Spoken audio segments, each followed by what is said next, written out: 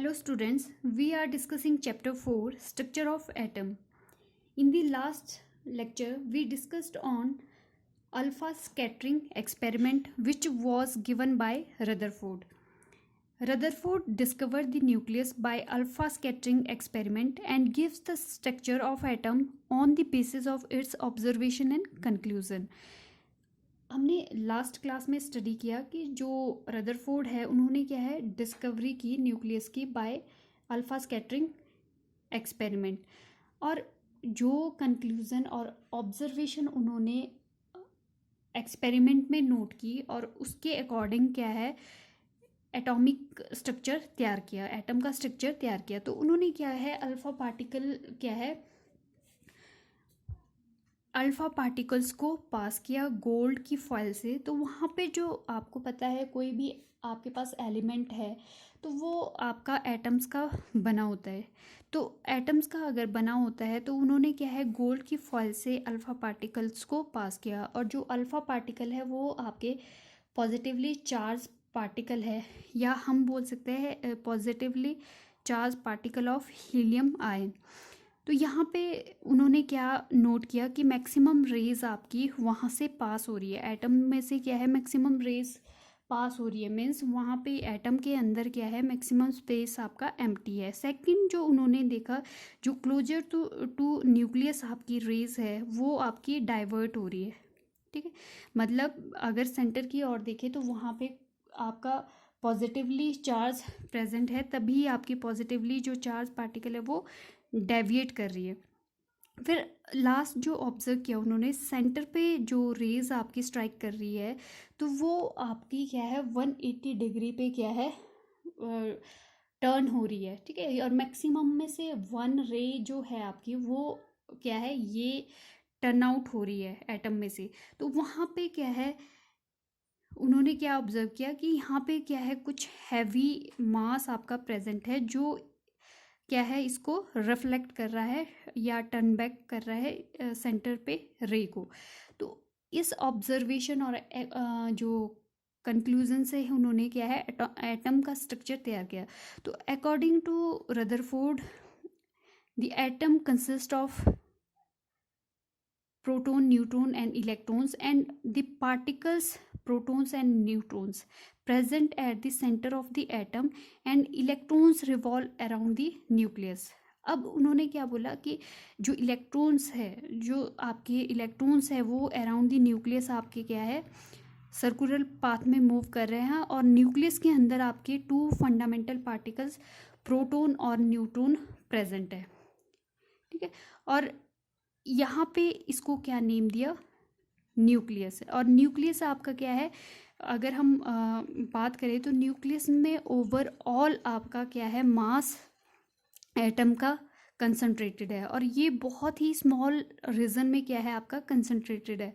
तो यहाँ पे क्या है अगर हम एटम की मास की बात करें तो टोटली वो प्रेजेंट है आपका न्यूक्लियस में, बाकी तो आपका क्या है एम्प्टी स्पेस है, और इलेक्ट्रॉन्स अराउंड द न्यूक्लियस आपके सर्कुलर पाथ में मूव कर रहे हैं। अब रदरफोर्ड ने क्या है अपने अकॉर्डिंग एटॉमिक स्ट्रक्चर एक्सपेरिमेंट से प्रूफ किया। ठीक है, फिर नेक्स्ट इसकी लिमिटेशन भी है कुछ एक जो आपकी एक्सपेरिमेंटली वो प्रूफ नहीं कर पाए, तो वो आपकी लिमिटेशन हम आज स्टडी करेंगे। फर्स्ट जो लिमिटेशन है लिमिटेशन की अगर हम बात करें limitation of Rutherford model of atom. ठीक है, he could not explain the stability of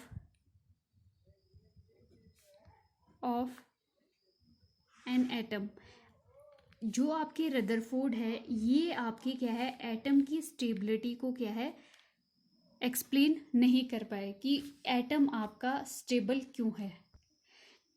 तो यहाँ पे क्या है रदरफोर्ड की जो फर्स्ट लिमिटेशन थी he could not explain the stability of atom, क्योंकि यहाँ पे उन्होंने क्या बोला एटम जो आपका प्रेजेंट है सेंटर पे आपके न्यूक्लियस प्रेजेंट है, न्यूक्लियस या आप बोल सकते हो proton plus neutron, two fundamental particle are present in the nucleus and electrons are revolve around the nucleus in circular path. अब यहाँ पे क्या है, उन्होंने क्या रीज़न दिया, जो आपके रदरफोर्ड है उन्होंने क्या बोला कि जो आपका ये जो बैलेंस हो रहा है ऑर्बिट में, जो इलेक्ट्रॉन्स मूव कर रहा है, ये ड्यू टू सेंट्रीफ्यूगल फोर्स की बार, क्योंकि न्यूक्लियस में क्या है आपकी सेंट्रीफ्यूगल फोर्स अराइज हो रही है, तो इसकी वजह से ये क्या है बैलेंस बना हुआ है। यहाँ पे जो इलेक्ट्रॉन्स आपका कंटिन्यूसली सर्कुलर पाथ पे मूव कर रहा है। फिर जो अदर साइंटिस्ट है उन्होंने क्या है ऑब्जेक्शन उठाया, ठीक है।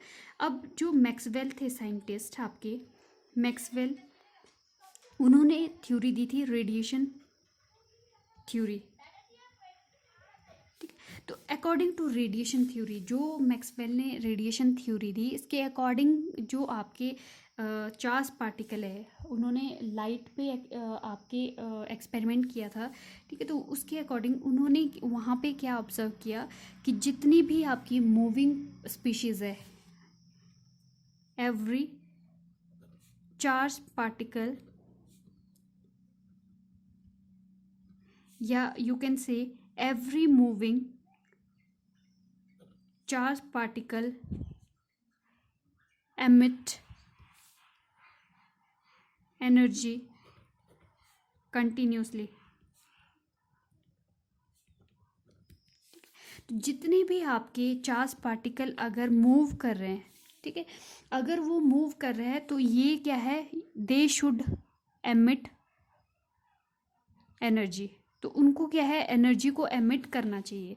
अगर एटम, अगर आप उन्होंने ऑब्जेक्शन उठाया मैक्सवेल ने, रदरफोर्ड ने बताया कि electrons continuously around the nucleus move कर रहा है। अगर उन्होंने ऑब्जेक्शन उठाया कि अगर ऐसा है, अगर वो continuously around the nucleus move कर रहा है, तो according to this theory, radiation theory, it should emit the energy. जो इलेक्ट्रॉन्स ये मूव कर रहा है तो इसको भी इलेक्ट्रॉन्स क्या है एनर्जी को एमिट करना चाहिए, ठीक है।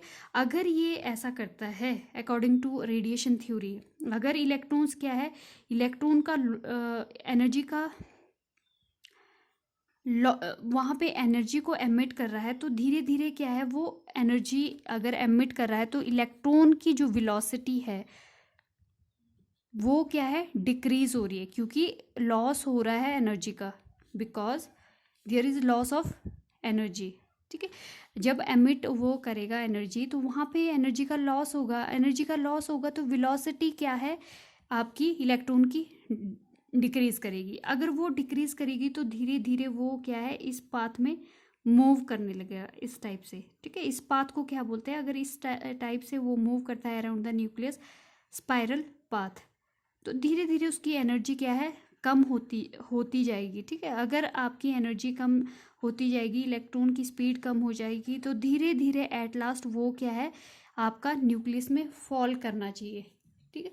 लेकिन ऐसा नहीं हो रहा है, ठीक है। The nucleus, the electrons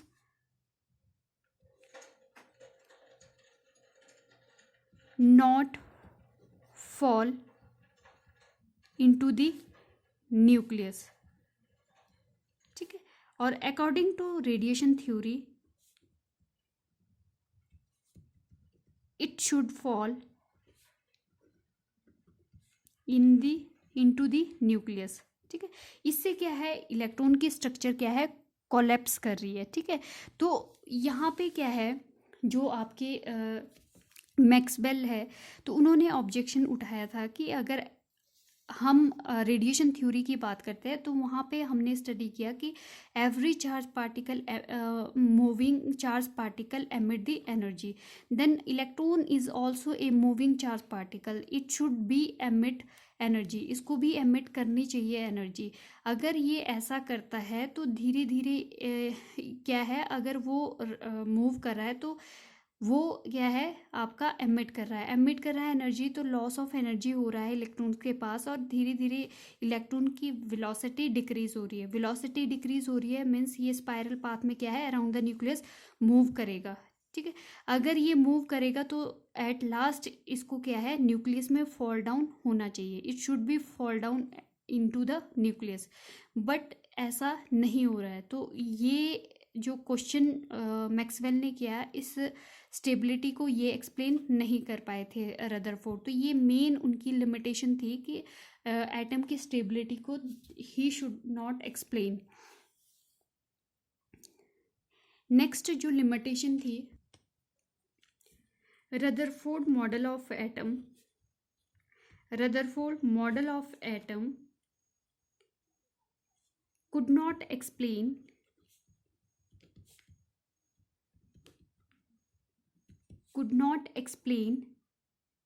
as how electrons are distributed in the extra nuclear portion. You can say he could not